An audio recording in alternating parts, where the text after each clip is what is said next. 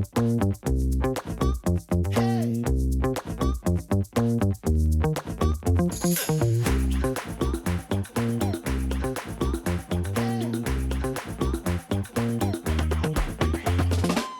and gentlemen, welcome to another episode of Golf and Politics. We are coming to you from Gray Bull Golf Club in Maxwell, Nebraska, the first ever Golf and Politics Cup.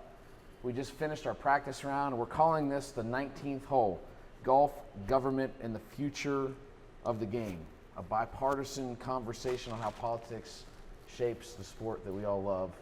Guys, I'm really thankful that you guys are here. We have 8 Republicans, 8 Democrats. I think everybody had a great time today. Everybody had a great time last night in the town of North Platte. It was happening last night.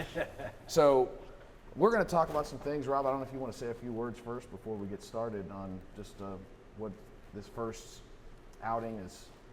You know, is it meeting expectations so far? Are you having a good time? I think so. I think this event generally is what our show is all about. Yeah.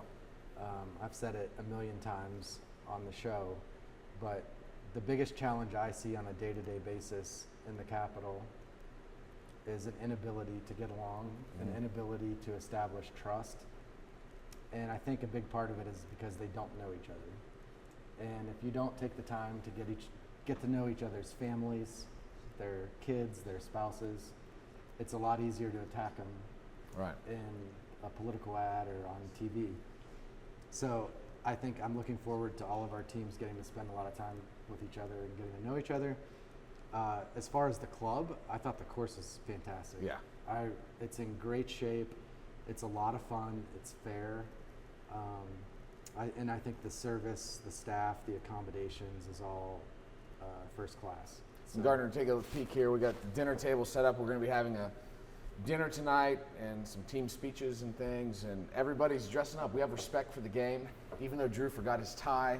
Here, let me go ahead and introduce the panelists that I brought for tonight. PJ Wenzel, founder and CEO of Ring Digital.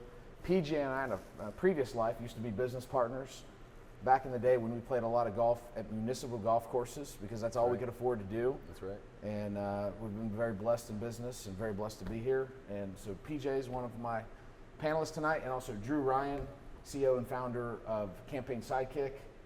There's some other companies too that are all looped into that, but Drew has built an incredible company that my firm works with on a regular basis, and look forward to hearing what he has to say. He's also been on the podcast before, as has PJ. So Rob, you want to introduce your guys? Well, my vice captain, Nick Kirsch, and Jake Marvin on the Blue Squad, we are in business together. But that business is golf. Hell yeah. Our business is traveling to great places like this, having a good time. But they've both been on the show multiple times. Just very quickly, Nick Kirsch and I go back to, I want to say 1996, 1997. Right. We were just literally starting to learn how to play the game. And we played high school golf together. We never lost. I think we were 100 some and 0. Yeah, 152 and 0. 152 and 0. And we've just been able to maintain our friendship over the years, and that's been a joy. I was born shortly thereafter. Yeah. Thanks a lot. Yeah, than's for Are that. you the youngest? Who's the youngest participant? Stillman is 24. Yep. And you are how old? 26. And Drew is the oldest competitor this week, 52. He looks great for 52. You're well preserved. Yeah. And so, I know how good Nick was as a junior golfer because I was 17 years old and thinking that my golf game was finally arriving. I'm being pretty, playing good. I played in a 9-hole tournament, got paired with this 12-year-old kid who whooped my ass, just blasted me. I shot like 37, which isn't a bad round, and he shoots like 32 at 12 years old. So we have our hands full with Nick Kirsch this weekend. But let's go ahead and start our first segment as just talking about some things that we can agree on as Republicans and Democrats. Golf as an economic and community driver. So how does golf boost local economies through tourism? Like here, I mean, we contributed to the North Platte economy last night, right? Creating jobs and well into the tournaments. morning. Yeah, well into the morning, actually, yeah. How can golf be a positive force for good, both for business, for community relations, for youth, and maybe some examples of of how Republicans and Democrats can come together to even bolster this further. We want to give a huge thank you to Keegan Barayan, Tim Cameron, and the entire team at FlexPoint Media. As the platinum sponsor of our first ever Golf and Politics Cup, FlexPoint didn't just help out, they made it possible. This event simply would not have happened without their support. I've known and worked with Keegan for years, and I can tell you FlexPoint is the real deal. They're honest, smart, hardworking, and they sweat every detail. FlexPoint has built an omni-channel media buying firm that blends traditional and digital advertising seamlessly. They've helped Republicans win in 49 states. Keegan and I go way back on the golf course. We're even members at the same club. He's tough to criticize, but as a Democrat, my best contribution to FlexPoint's success is to badmouth him. The moment I do, Republicans will be sprinting to sign with him. That's the ultimate endorsement. FlexPoint buys media with precision and integrity. And Keegan, thank you for believing in golf and politics and stepping up in a platinum way. And hey, if you ever get tired of making Republicans win, I've got a blue seat waiting for you. When it comes to printing in Oklahoma, I only trust one company, Mercury Press Plus. They handle 100% of my Oklahoma printing business, and they've been delivering quality for 65 years. They're not just an Oklahoma shop either. Mercury Press works with all kinds of clients across the country. Political campaigns, businesses, nonprofits, you name it. From banners, business cards, posters, to postcards, to full-scale direct mail campaigns, their experts can turn any project into a thing of beauty. And yes, they offer every-door direct mail services too. They've even expanded into brand new yard sign business. So whether you're running for office, promoting an event, or cheering for your kid's team, they've got you covered. Mercury Press Plus lives up to their motto, your friend in printing. With them, you get the same comfort and confidence you'd have working with a friend in the business. Our firm has trusted Ron Franklin and the team at Mercury for nearly 30 years. They're fast, dependable, and make your print project look its absolute best every single time. Anyone want to start? Yeah, I mean, I think right now we're experiencing it with our oldest daughter. She's gone to work at our local golf course that we belong at. And I see a lot more of kids her age, right? It's a really good entry job. She works the cart, she works in the restaurant, the bar. She's got a lot of similarly aged guys that run the carts. So I think for us, like the ability for her to have a job that's close to our house, it's kind of integral to who we are. My wife is also a very good golfer. Several of my other kids golf, so we're always over there at the golf course. So one, it's a sense of community, but also two, I think it provides a lot of entry-level jobs for a lot of these young high schoolers, right? They're getting paid $9, $10, $12 an hour plus tips. Gives them the flexibility. But I also think for me, it's kind of fun to be on the golf course and see my daughter on the golf cart, you know? Yeah. So. Anybody else here work at a golf course when they were younger? Yeah, I I did. did. You know, that's honestly, my dad worked really hard, but golf was not in the budget every month, and you don't really understand that as a kid. As you get older, you start to understand how hard it is to feed a family and take care of a family. And so, for me, working at Woodview Golf Course for cash under the table, pretty much, and all the golf I could play was the only way I could get introduced to the game. Well, I'll tell you personally, when I started getting better at golf and playing in tournaments, and my family couldn't afford it. Right. I mean, my dad gave up playing golf to focus on me. So I had like an annual membership. My parents weren't members, I was. You know, to pay for my lessons, to pay for my clubs. So I appreciated everything. And then on the side, I worked maintenance at Red Oaks Golf Course, a public course. God rest its soul. It's now out of business. I just got my logo ball for my birthday. I did, and a Castle Shannon. So I worked there, and I painted fences. I was a short order cook in the halfway house. I fixed water lines. I mowed greens and tees. I have no idea why they let me do that. I edged bunkers. And then at Blackmore, I specifically remember this. It was 1997. I was 13. And it was right when we changed from hard spikes to soft spikes. So myself and a buddy of mine sat on the front porch, and every group that came in, we had to change their spikes and put the soft spikes in. We gassed up the carts, picked the range. We did whatever the hell they needed to do, fill the water coolers. But it taught me the importance. I've always liked money. It taught me the importance of making my own money and not having to lean on my parents to do it. Sure. And so, yeah, it is an economic driver, but you also make a lot of good friends. You learn the importance of hard work, and that is hard work. Yeah. Like, I mean, when you're out there in the summer fixing water lines, so when I'm now at my club outside of DC, I wave to every single staffer on the agronomy team, whether they're a temporary H-2B worker or the superintendent, because I didn't grow up there. Yeah. I earned it. Right. Yeah. And I don't forget what it took to get there. Yeah. When it comes to success in business, you need more than just vendors. You need partners who deliver real results and find solutions to problems. That's why I trust One Vision for much of my direct mail printing. They provide me with industry-leading expertise and efficiency. And if you're a Democrat, don't worry. Printing presses are completely nonpartisan. One Vision serves every one of their clients, regardless of political persuasion, with the same high level of care and precision. They're client-centric, adaptable, and forward-thinking, always pursuing growth and new ideas. They've built their reputation on integrity and open communication and delivering exactly what they promise. And they move with a sense of urgency. Whether you're sending mail across town or across the country, they make sure your message gets there on time and on point. From political campaigns to corporate communications, One Vision is passionate and determined to help you connect with your audience and get results.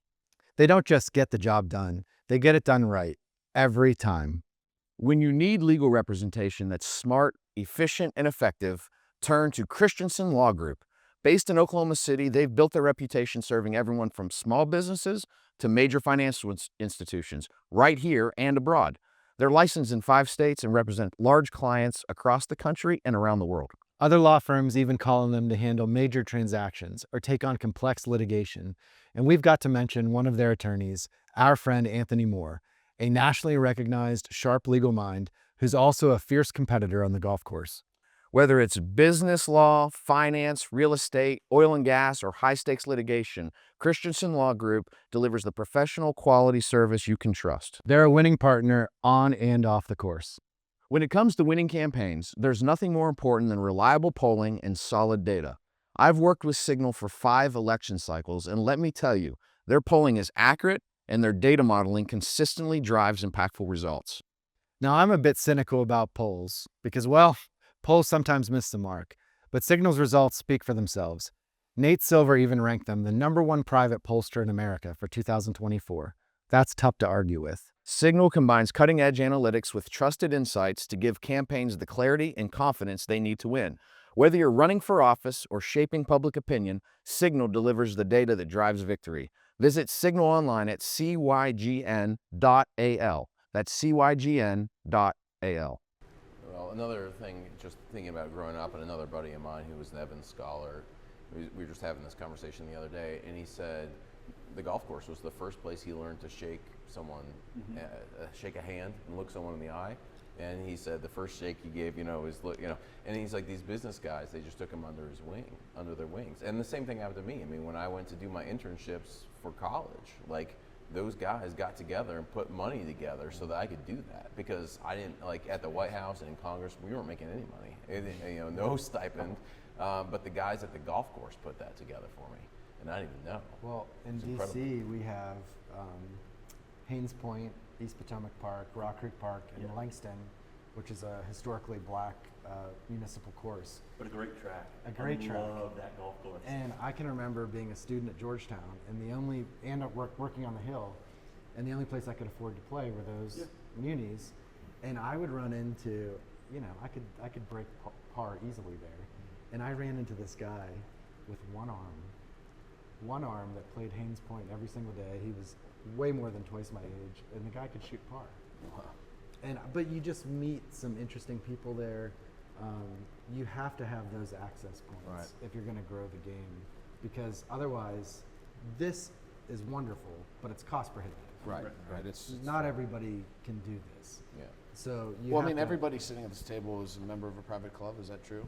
Yeah. Right. I mean, so I think every single participant in the GMP Cup is a member of a private club, and we would be remiss to not count our blessings and be thankful and grateful that we're even here on a property like this and able to do that.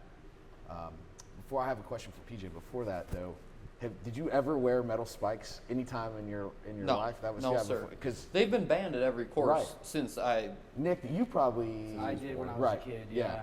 Because I wore them in high school until even my senior year. I think we still had optional. Some of the guys on tour wear them. Like I They wanna do, wear 'em. yeah. Well, in our high school golf, it was back. already mandatory soft spikes. It's so hard out here. I don't even know if you could wear them. No, you'd be Would they staying go on in the the ground? Yeah, I don't even know if they go in the ground. I'd say too, we'd be remiss not to mention the economic impact that is happening right here, Yeah. and in communities like this across the country. A lot of rural communities that have been generally forgotten, that golf courses have brought people back to, that Sure. have brought employment back to. I think of Mullen, Nebraska, where we were yesterday. I think of Agar, South Dakota, where I spend a lot of time. And towns like that across the country where golf courses have really brought people back. Communities that would be dying otherwise now have employment, have people, all because land that otherwise isn't good for much, you can build good golf courses on them. Well, let's transition quickly to professional golf. There's a lot going on, but professional golf is obviously an economic driver in a huge way. Just some stats I looked up. You know, very fortunate. 2 weeks ago, I got into Southern Hills Country Club, so I'm now a member. And I can't even believe that it's true. We hadn't Touch heard. Matt. We Is he? We hadn't I heard. am- We I hadn't am. heard. My first time hearing it. I don't have any money, but it's fine. I'm cash poor, but golf rich. And speaking of that, like the people at Southern Hills, the staff is what makes it the most special place. Yes, it's the best golf course. It's best practice facilities. The average length of employment tenure there is like 20 years. Wow. I mean, the locker room attendant's been there for 27 years. He knows everybody until he's unbelievable. Yeah, you walk in there, he remembers everybody's name. These guys are brilliant at what they do, and they love working there, and they don't want to leave. And you just feel so honored to even be a member there. But when they hosted the PGA Championship in 2022, the economic impact on the city of Tulsa was $158 million. Okay, 250,000 spectators over the course of the week, 70,000 fans per day on the weekend. It's estimated that there were 500,000 beers consumed during the PGA Championship. With the That taxes, doesn't sound like enough. $4 per beer on the taxes. So I mean, it's a $2 million tax revenue just from beer consumption. I mean, so Is that a golf, positive or a negative? Matt's in favor of that. hey, He's trying to argue that it's positive. I'm arguing that He's it's a tax a and spend positive. Republican. And I think that golf is in this kind of weird space right now where it's really easy for all of us to criticize professional golf because some of the best players don't play together on a regular basis. But when good golfers get together, eyeballs are on that product. I think the Masters had 14 million eyeballs this weekend. There's guys like Rory and Bryson that bring even Scotty Scheffler's the best player, he doesn't necessarily bring the most eyeballs. So Donald Trump has made it a mission to bring LIV and PGA together. I think next year between the PGA Tour and LIV, I think there's 4, in the DP World Tour, I think there's 4 Trump properties. They're going to host professional tournaments next year. So we mean, How convenient. love or hate the president, he is all in on the game of golf. So do we think that anything can happen to make golf even a better product than it is now so that there's big economic impact in the communities it goes to? So the news that broke the other day, CBS, their Yeah. ratings Yeah. on 17%. PGA Tour is up 17%. And what I would like to see, obviously, Can we back up on that though? yeah, The ratings for the Masters was way up because Rory and Bryson were in the final group. and Scotty has been in the lead on a lot of events, and Rory's been the stars. have, Scotty doesn't drive the numbers. Like The if you look stars at the have been in U.S. contention. Open, when J.J. Spawn won, the numbers were actually flat or a little less than the year before. And same with the British Open, with Scotty winning in a runaway fashion, the viewership was kind of flat. So I wonder how much of CBS numbers are driven by the Masters coverage that was through the roof I this think year. I think you're right. I mean, stars drive eyes. Yeah. Like the PNC father-son with Tiger and Charlie, Gets huge the ratings numbers. are Yeah. through the roof. I will speak for myself on this, although I think Jake is probably in the same position as me. My love of golf right now is more on architecture and travel and playing and camaraderie than it is focusing on the pro game. I think since post-Tiger, I just don't love it the way that I did. And the similar thing happened to me when Michael Jordan retired. I think I was more of a Michael Jordan fan than I was a basketball Sure. fan. But I do want to see the game thrive and be interesting and have something to watch. My recommendation, whether it's a full merger, I do think the best players in the world need to be playing against each other, all of them, regularly. But you also, there are attractions, right? So when you're promoting a business, you don't want to have your stars out there every week. Right. You want to have an attraction, like Andre the Giant and Hulk Hogan were attractions for pro wrestling. You throw them out for WrestleMania and for pay-per-views. You don't put them on every Monday night, though. You don't put them on every single Monday night. And so what I would recommend doing is, one, before you do a full merger, have Live versus PGA special attractions. Correct. Yeah. Maybe, Ryder Cup style. yeah, maybe it's once a month, maybe it's once a quarter. Do that at first as you integrate, and then slowly integrate them together, because it's just stupid. There are not enough eyeballs for both tours to fully thrive in the long term. So that's one. Two is my just selfish niche thing that's probably not going to drive ratings. I tend to watch the majors, or if they're playing a course that is interesting to me. Like, I don't care about the TPC Louisiana or the TPC Squire. You want to watch Southwind this week? No, it's We just did. Who won It's- today, by the way? Does yeah. anybody know? Justin Rose won a 3 or 4 hole playoff. He did. Against Over who? Spawn. JJ Spawn. It was a great playoff. They played great. so. Those are my thoughts, Jake. Who still hasn't won. I feel like I put words in Jake's mouth, so I'll let you comment on. Well, no, what I think that more than any other sport, there's a difference between, are we talking about the health of pro golf versus the health of golf as a sport in general? Sure. Because, especially for an adult playing crowd, you know, there's not a ton of adult football players that aren't professionals or basketball players that aren't professionals. So when we talk about those sports and the health of their game, we're generally talking about professional ratings. Whereas with golf, I think there's a huge difference between, is the pro game healthy versus is just the game of golf healthy. And I think you see in playing numbers and in you know, the way that golf courses are doing these days, that the health of the game itself is not at all a problem. In fact, we might have more demand than we have supply. And I think it'd be great to get into some of the reasons for that at this, you know, later in the show. Well, let's do it. But I think I see that. I see that with a lot of Yeah. our local community courses. In the area that we're at, right, we've got the semi-private that we belong to, Split Rail. Then you've got the public course, Squaw Creek. You've got OSD. Tiger Woods is building his new course like 10 minutes away. Is that gonna be a Drew, private club or where is is that a this? resort? This is in Alito. This is just west of Fort Worth. And then you've got Maverick that the Saudis are building. So we've got like 5 quality courses, and you got Colonial and Shady in the Fort Worth area. But real quick, plus, back Tiger's new course that he's boating with, it's the Blue Jack guys. right? The guy from TCU played, JJ Henry. JJ Henry is part of it. Is it going to be a private club or is it going to be a resort? It's going to be like a family community, like Blue Jack. Oh, okay. over- Perfect. That's kind of in East Texas. Interesting, Which is yeah. I've gotten to play it. It is phenomenal. The fact that Tiger's involved, and I've seen some of the course design elements, and I know the property. It's 10 minutes away from my house. But back to this idea of the game growing. A lot of our muni courses, it's Texas. A lot of them stayed open during COVID. Now they put some things in place where it's like one person per cart. You know, Like they sponges and all the holes. well, yes, we didn't do sponges. And They like did it. Split Rail. I played when I was in living in Fort Worth at the time at what's the muni There's Pecan Valley. right by the stockyards. What's that one? By the My mind's blank. stockyards. I think it's Pecan Valley. It's not Pecan Valley. That's further out. It doesn't matter. But the bottom line is that they We stayed open, yeah, but they it do that became an stuff. economic driver, and a Yeah. lot of people were looking to get outside. Right. And the cool thing is, a lot of those munis use the money well, and they have grown. They've like taken better care of their courses. I actually like to go over and play OSD. It's not the course that I belong to, but I take my son over there, and it's an absolute blast. A lot of the seniors belong over there, and so you got to get it early so you don't get behind these like 5 Simpson, like 70-year-old dudes that take forever to play. Yeah. But I mean, in our area, the game is absolutely thriving. We've got really healthy first tee programs. Yep. And I absolutely love the state that it's in. And we'll get more into the Live PGA thing. I'm actually okay with the tension that it creates, but that's a story for another day. I want to talk. Rockwood. Is the Rockwood, club, yeah. I want to talk about what Rob was saying a little bit about like your viewing habits and stuff because it seemed to mirror mine. I'll watch the majors. You know what I watch more than anything else?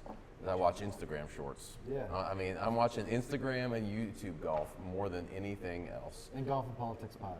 That's it, of course. I mean, I say YouTube I'll watch, golf. I'll watch Bryson DeChambeau on YouTube before I'll watch a PGA Tour Sunday. Even if he's just hitting Exactly. balls Okay, over so his that's a house. great. Yes. Okay, so Bryson DeChambeau. First of all, Happy Gilmore 2 had 47 million streams on Netflix in the first weekend. So clearly, people like either stupid humor or they like golf. But Bryson DeChambeau has Adam Sandler It's great. on his channel. Last I checked, it was 7.6 million views for Break 50. And you say that you would rather watch that than a normal PGA Tour event. Absolutely.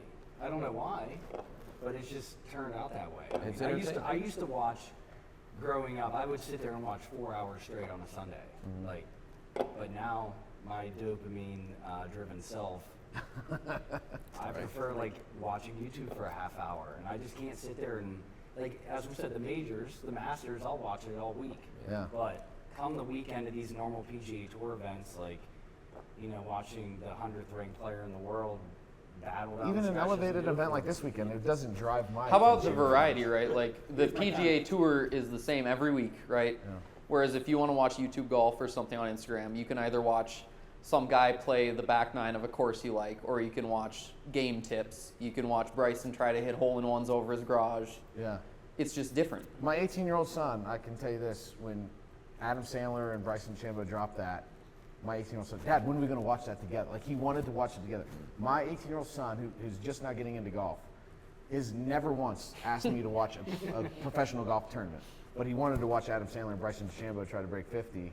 So, I mean, there's something to it. I don't know about you, but when I watch pro golf and I have it on the TV, I'm usually like on my sofa or chair looking at my phone at YouTube videos while the golf is on, and it makes it more tolerable than just sitting there. I'm So always doing something else. I have serious ADHD maybe, so Who are you people?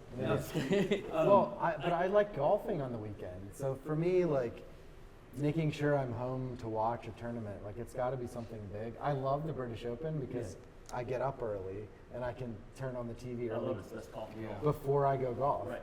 So it's like for me, like if I go tee off at 9 a.m., play, have lunch, run errands, do whatever I'm gonna do, like Matt will be like, "Oh, did you see what happened on or the thing?" And I'm like, "No, I don't watch it." But like, I want to. I want there to be a product that drives my attention again. So two things. Like, I'm not a weekend golfer. Like, the idea of going and grinding it out like 4.5, 5 hours out behind people is just not my style. Like, if I can go out and with buddies, we get like an early morning tee time, like on a Thursday, Friday, and we get through in like 3 hours. And so it's kind of funny. My kids have been having this conversation. One of them already plays on the high school team. My younger son's he's going to school there. He'll be on the high school team. They have the coaches telling me, 4.5, 5 hours. I'm like, that is obscene. I'm like, no. I think 3 to 3.5. If you're actually playing good golf, you should play fast. Secondly, I think too, the idea of like losing interest around Tiger Woods, I do think we're starting to see a little bit of a generational shift. So a little bit for me, like when Tiger was done, I did kind of fade a little bit on how much I watched golf. But I will say that like, my son loves Scotty Scheffler. Every time he's playing, he's looking for him. He loves Scheffler. He loves Schauffele. My daughter loves Rory, and my wife caught us actually betting. They were civil bets. It was $5 a piece on the Masters, and I made everybody pay at the end, right? But they were absolutely locked in on Rory versus Bryson. So I do think there's a little bit of a generational shift going on, whereas maybe the younger generation's starting to find their Tigers. But they need a star. We all need a star. I love Scotty. I love Scotty's style. Scotty is a really good player, but Bryson and Rory are stars that like tangibly bring eyeballs. They're both stars. of them. They're stars. But you said you're okay with the tension between Liv I and am PGA. actually. So like, what do you mean by that? Look, the market will drive it. Yeah. And eventually, it would not surprise me if Liv eventually has to shut down, right? They're not getting quite the market share that they wanted to. But I do love the tension. I do think that's why there were more eyeballs on the Masters, right? You had the Liv guy, Bryson, versus the very outspoken, at least for a time, PGA champion, Rory, going toe-to-toe at the Masters. I do think there's good tension.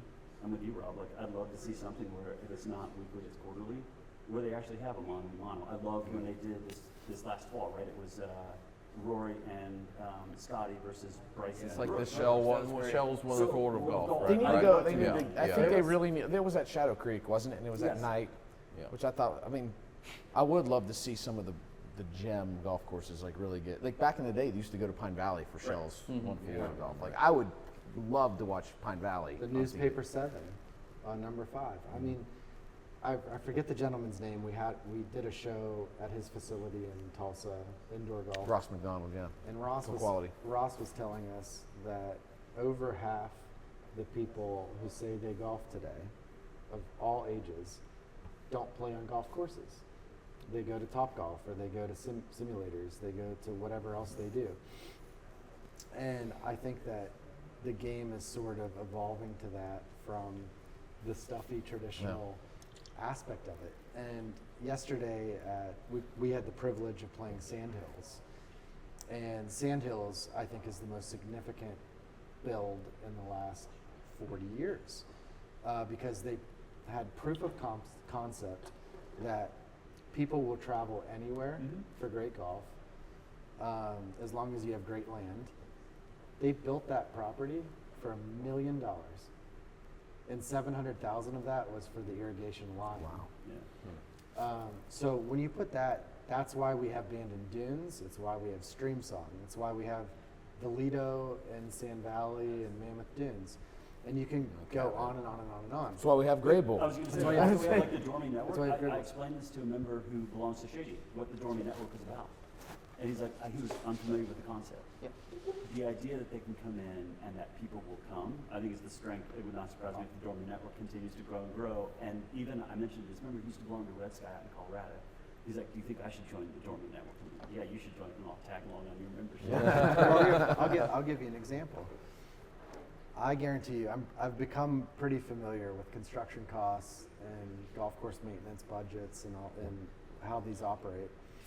I guarantee you, they built everything on this property, the golf course, the pro shop, everything, for less than my home club's annual maintenance budget. I guarantee you. And so in order to fix the supply and demand issue we have, we've got to increase the supply.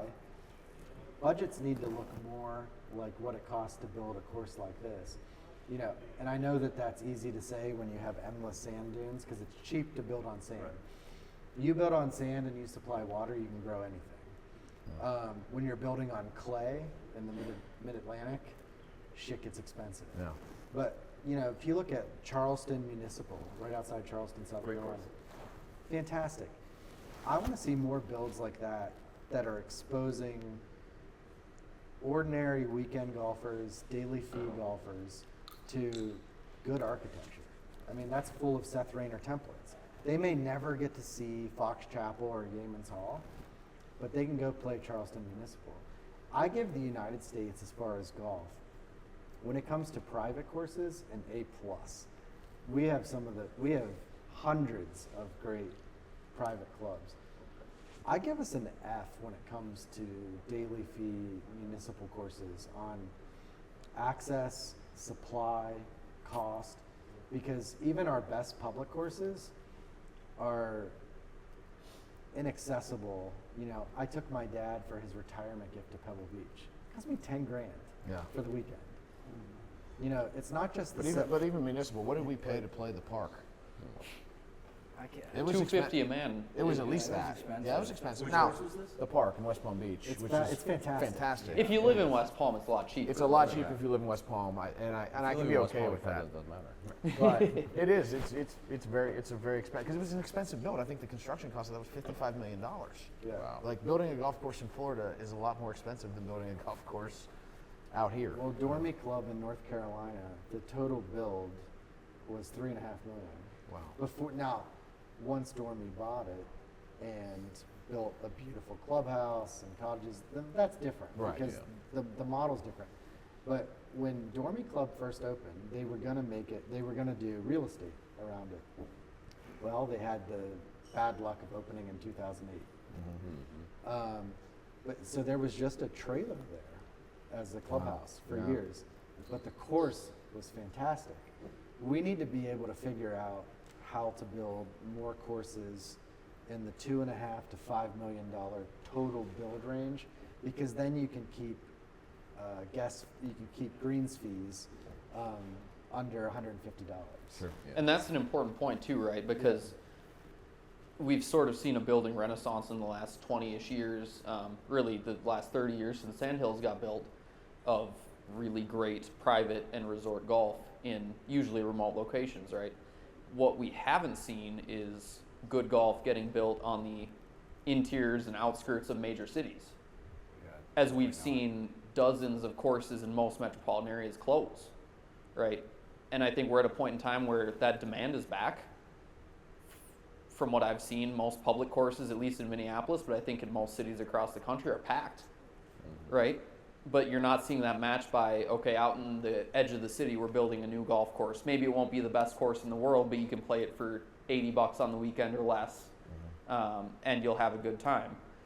And I think that's where we get into the crux of the question, like politically, what can we do to encourage more golf building in areas where there's clearly demand for public golf, but there's just not that supply coming in.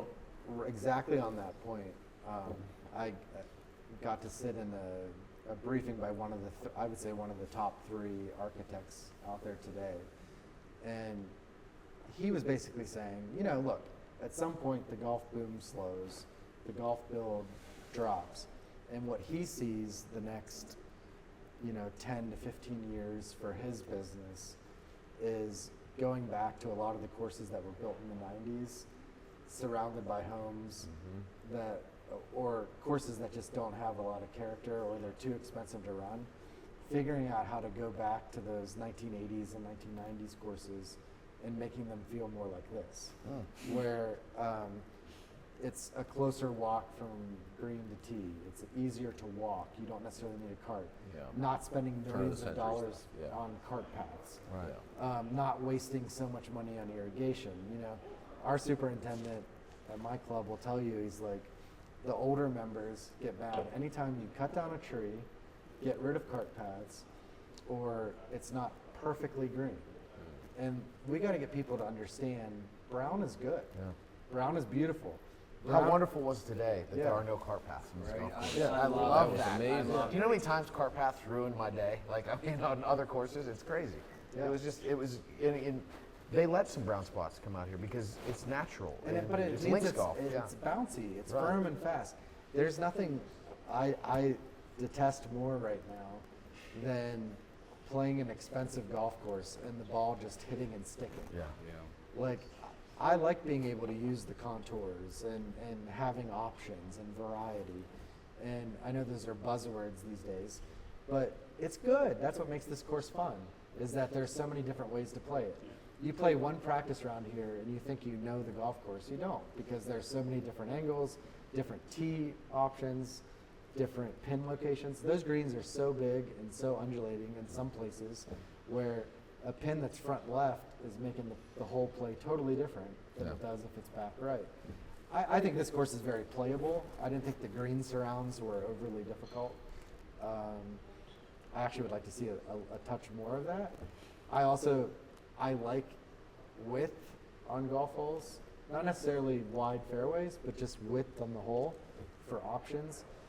I always thought the fairways might be a little too wide. I like to see some sort of a reward for consistency and precision off the tee instead of just hitting it as far as you can.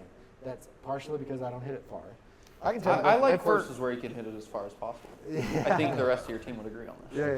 There were holes from the tees we were playing where off the tee, Nick and I, we had decisions to make because it did Yeah, tighten up. because it tightens up at 310, 300. Yeah. So there were holes where everybody else was hitting driver and I was hitting 2-iron.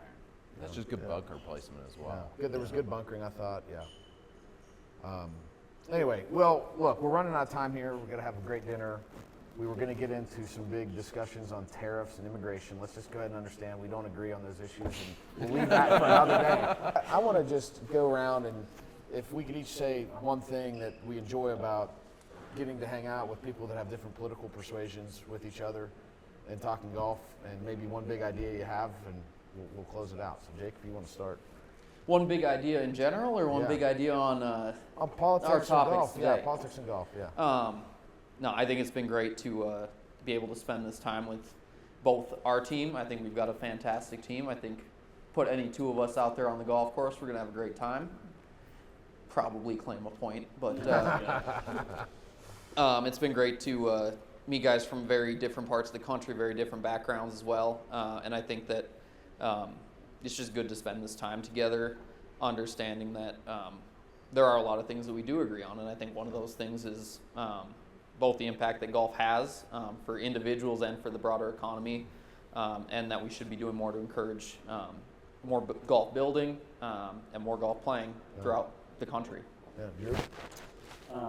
I mean, I think for me, just right now where I'm in life, I think one of the great things that golf provides for me is time with my kids. The opportunity, like the end of a work day, yelling as I go through the house, who wants to head to the golf course with daddy? Yeah. And it could be the 16-year-old, 13-year-old, 8-year-old that want to come. The 18-year-old on their way to KU never loved golf, but my 3 younger ones do. Or Sunday afternoons playing with them.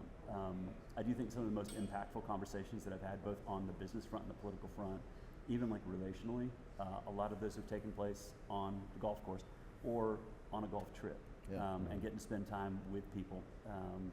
And I think one of the great things about golf is the game itself doesn't care if you're a rich person, if you're a poor person. It cares if you can actually play the game and you can respect the rules. I love the tradition of golf. I was introduced to it by my grandfather. He was a World War II vet.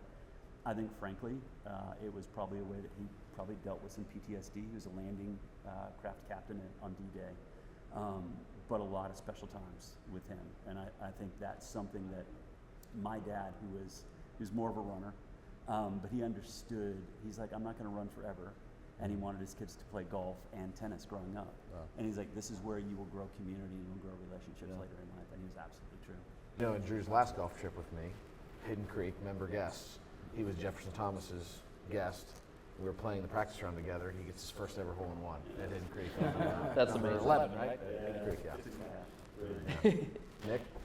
Yeah, I mean, to say what golf has done for me, I mean, so many things, right? I meet so many cool people, and to speak to the point of like coming together from different backgrounds, this game is more than that. I mean, I've met so many different people from different walks of lives, and it's just, yeah, I mean, it's fun no matter where we go, right? We've done so many cool trips, and I just, I love the game. And to speak to Drew's point, I played a lot of golf with my dad growing up, and some of the best moments of my life were going on little golf tournaments with my dad, or all the little things that we did, just chipping and putting in the backyard. And from a family standpoint, I have an 8 and 4-year-old, and I'm trying to do the same thing now with them.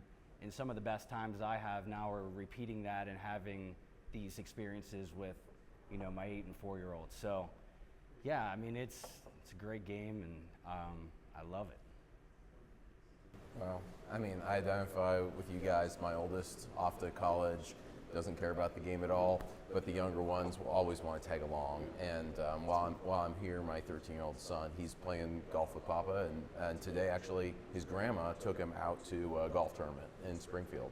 And so, you know, he's loving that, and getting that time with them is invaluable. And for me, like, I mean, it's been where I've met some of my best friends, you know, where Matt and I would get up at 5:30 in the morning and go play, you know, municipal courses before. Airport course in Columbus was our go-to. We played 9 holes before work. It was fantastic.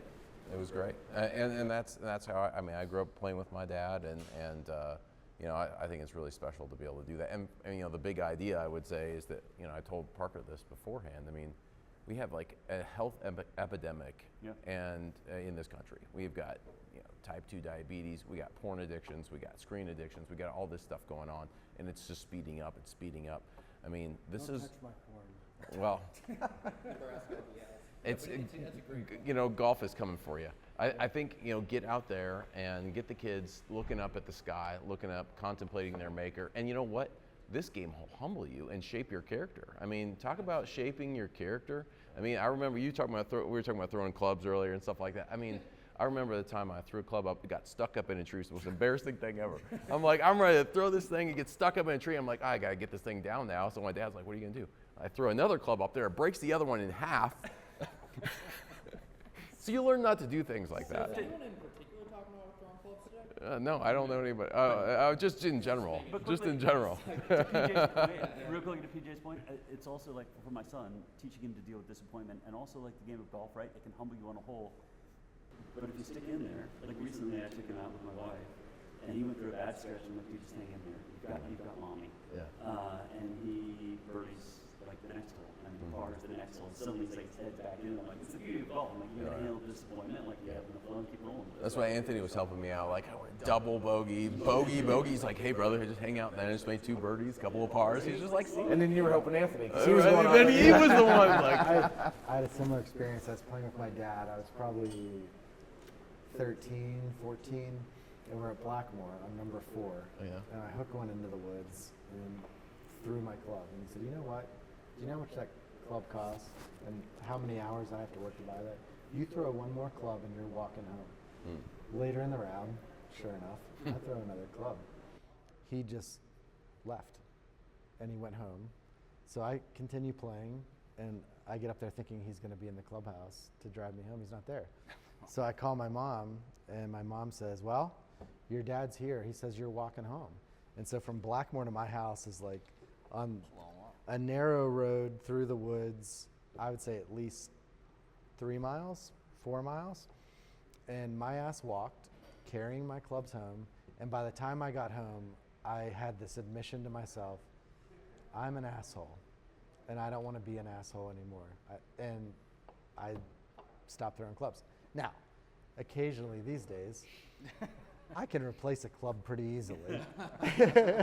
But, you know, you find yourself in the scenario, and you made a good point. People can fake their way through a 40-minute lunch or a 2-hour business dinner. You can't fake your way through a 4 or 5 hour round of golf. You're either a nice person and fun to play with and enjoyable, or you're a piece of shit. You can have a bad day. Everybody has a bad day. But in general, you have to show a certain amount of respect for the people you're with, the course you're playing, and the hours and hours and hours of work that go into having it in that condition. Yeah, something I said to Judge George when I was interviewing him out, we're doing 9 holes, 9 questions out on the back 9 today, that for me as a Christian in my faith, like, it reveals to me like how messed up I am. Because like, I lost my shit out there on 8 and 9 today. Like, it just for no, like, I 3-putted, I hit a ball through the fairway that was a good shot, and it's just like, I'm losing my mind. And then you have to sit back and realize, like, what the hell are you doing? Like, you're playing one of the most beautiful places in the world. Like, it's a constant, like, getting back grounded to earth that Are you starting to our realize expectations. that the Parker Improvement Project has nothing to do with golf? It doesn't have anything to do with golf. Yeah. But I tell you, I had a lot of good shots today. It was fun out there. But mentally, I got to get more dialed in. And my big idea is that PJ mentioned screen addiction. I think it's a real problem in our culture. We don't think through big issues. Everything's about reels and tweets. Everything's communicated in sound bites. Nobody feels that they can ever be away from this thing and they have to respond constantly. And how much better would things work politically if Democrats and Republicans in Congress maybe took 4 hours away from their phone, away from their press secretary, away from Twitter, and trying to own the libs or whatever, and spend some time on the golf course working through some issues and talking about, like, so we want to fix this budget problem, so why do you think your way's better? And just start talking through it and play golf. Have a drink after.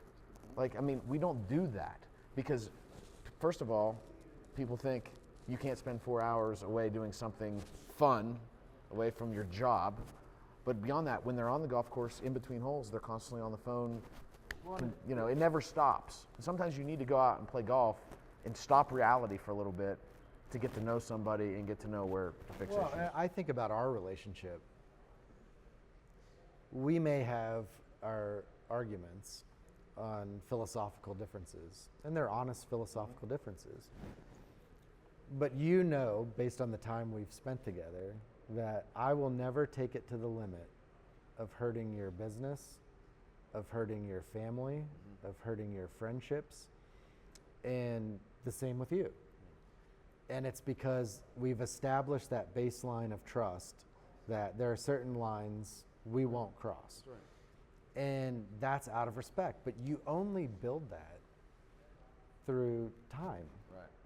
And I'll tell you this with the members of Congress, I do events for Republican members. I play golf with Republican members. We have open dialogue and trust that we establish, they don't know their own colleagues, let alone the Democrats. Right. Because they fly in Monday night, then Tuesday, Wednesday, Thursday, they're booked solid from 7:30 a.m. with breakfast.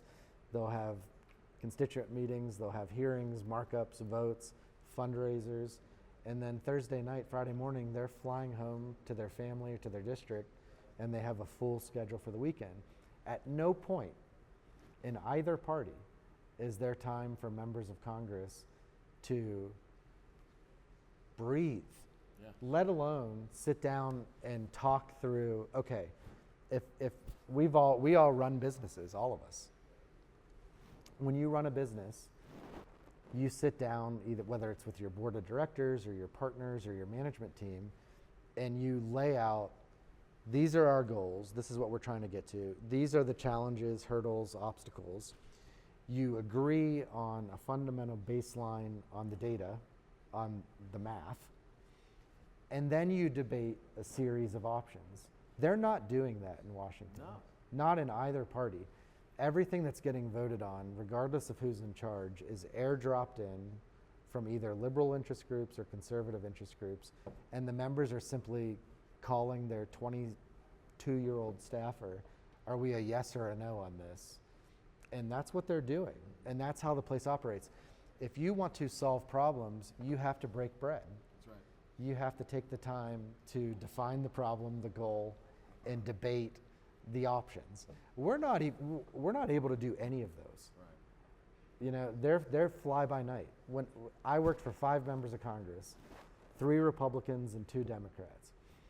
When I sent in the play, which if you're the legislative director, you're like the offensive coordinator. I sent in the vote recs. That's how they voted. And there may have been some give and take on certain issues, but that's how they vote. And we've got to take some time, like this, and there's so much political pressure, like, oh, it's the president's first 100 days. Who gives a shit? Yeah. 100 days is the most arbitrary figure. If it takes a year to get health care right, it takes a year. If it takes a year and a half to get the tax code right, it takes a year and a half. But we have to establish certainty, predictability. Businesses want certainty and predictability. We can't get there until we establish trust, and that's what's missing. Maybe our podcast can be a part of the solution, right? I mean, I sat down with a potential sponsor for our program last week for a meeting, and I said, look, there's some podcasts I really like. I listen to them, and they're very far right, or they're Republican based, and they're just constantly pointing out everything the Democrats are doing wrong. And it's helpful to me as a political operative to listen to that, and there's a market for it, and they're on Fox News and all this. We're not going to be that. Like, we'll have our disagreements, but I think that Rob is right. Until people of differing opinions, even within your own party, that's a very good distinction. Because a lot of the biggest problems, I think, are that our own caucuses can't get along. Until we sit down and have discussions and have some kind of mutual respect, I don't think you're going to see a lot of changes. And hopefully golf, our podcast, and doing things like this where Republicans and Democrats come together can be a part of the solution. Well, think about this just in daily conversations you have with friends and family, whether they agree with you or not. Most people are ready with their response before you're even done talking. Mm-hmm. They're not listening. No. And the thing is, you look at the way our Congress is set up, there's a reason why you have a Marjorie Taylor Greene and an AOC. Look at their districts. Look at the way they're drawn up. Our founders knew we were going to have wildly different views. Sure. The whole point is to reach consensus. 218 in the House, 51 in the Senate to 60, 270 in the Electoral College, where you don't get 100% of what you want. You don't. Right. And at some point, you know, sort of set up for gridlock. They didn't want a lot of change, which is fun. which is fun. yeah. Well, thank you so much for tuning in. Thank you for listening, watching. Please subscribe on YouTube, Spotify, Apple, wherever you get your content. And please go to golfandpolitics.com. Sign up for our email newsletter. We send it out once a week. We'd love to have you on that list. And thank you guys for participating in this. It's a lot of fun. Good luck this week, guys. We're starting off tomorrow morning with 4-ball, foursomes in the afternoon, then singles matches on Tuesday. It should be pretty epic. So Well, let's show off the cup. Oh yeah, it's on there. It's bad luck. It's bad luck to touch the Oh cup. yeah, well there. But Thank you. If we do it at the Do same it together, time. yeah. There we go. Do it Yeah. at the same time. There we go. All right, that was a good shot there. All right. Well, thanks everybody. Keep tuning in. We're going to keep bringing you good content. Hey.